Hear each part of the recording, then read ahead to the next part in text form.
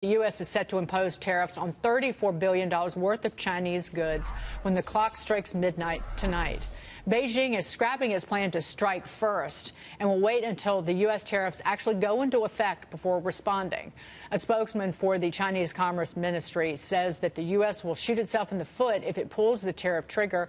Joining me now, former McDonald's USA CEO, current chairman of Fat Brands, Ed Rensi. Ed, what say you? Because, again, people, a lot of people on Twitter, a lot of the viewers, like, this is part of the negotiating strategy that President Trump is using, the president telling Maria that himself.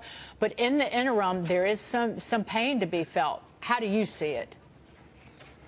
Well, obviously, companies have enjoyed many years of the tariff base we have today, but things have got to change. The imbalance is too significant.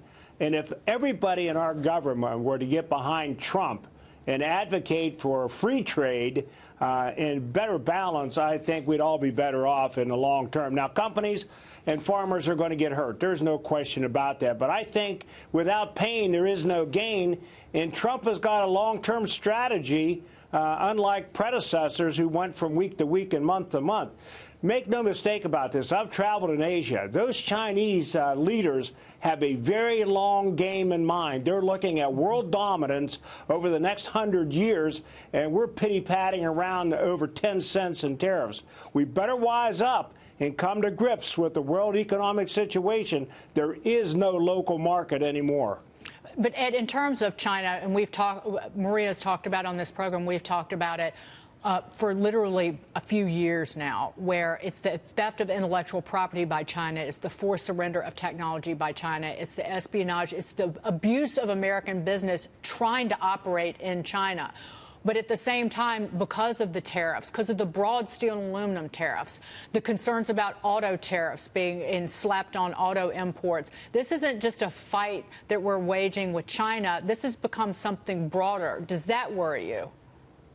Oh, absolutely. I said on this program a couple weeks ago that the theft of intellectual property by China is astounding and must come to an end somehow, some way. This business about them sending telephones into our country with hidden access to so many private lives, I think is scary as hell. And we better wise up about these things. If we want to get focused on something, if the Democrats and Republicans want to get serious about world commerce, they'd better zero in on China's theft of our intellectual property.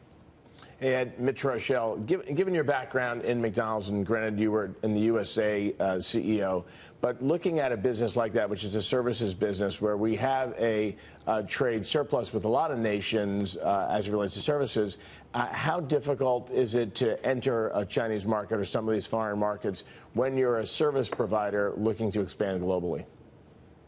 Well, even McDonald's and Fat Brands today doing international development is all about having locals be the franchisees and having local corporations in those countries. It's worked extremely well for McDonald's.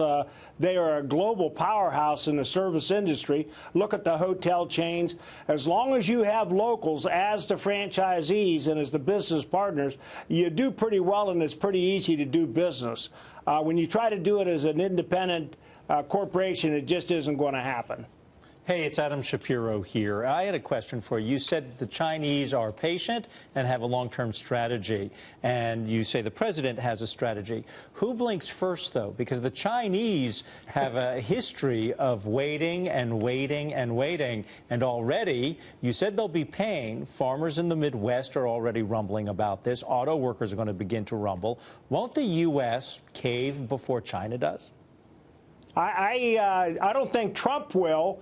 But the Democrats might. If they would get behind him, I think this would be a lot easier to do.